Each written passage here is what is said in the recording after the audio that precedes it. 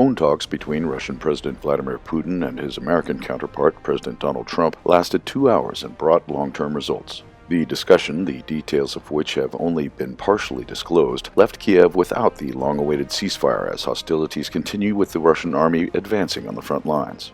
Following a lengthy phone call, both leaders addressed the media, outlining their positions on potential negotiations to end the war in Ukraine. Putin described the conversation as substantive, frank, and very useful, thanking Trump for his mediation efforts. He once again highlighted that Russia is ready to work with Kiev on a future peace agreement, including a possible ceasefire, but emphasized that any truce must address the root causes of the conflict.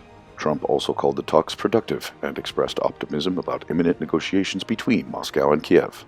Notably, Trump dismissed calls from Kiev and European warmongers for a 30-day truce, signaling a shift in U.S. engagement. "This is Europe's problem, not ours," he said, warning that Washington could withdraw from mediation if progress stalls. He also reportedly ruled out new sanctions against Russia, arguing that they could disrupt peace efforts. Kiev feels abandoned again. Zelensky, who had a brief call with Trump before his conversation with Putin, reportedly urged stronger pressure on Moscow, including sanctions if Russia rejects a temporary truce. However, Trump's remarks suggest the U.S. is prioritizing diplomacy over confrontation, leaving Ukraine increasingly reliant on European support. While both Putin and Trump hinted at possible compromises, the lack of concrete agreements means hostilities will likely continue, with Russia maintaining its military pressure on the front lines.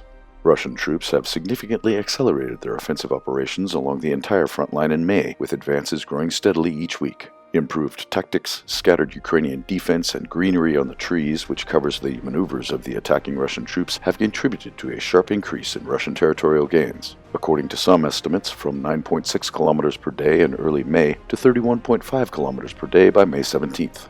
This week symbolically marks 6 years since Zelensky took office as Ukraine's president, delivering an inaugural speech in which he vowed to do everything possible to end the war in Donbass.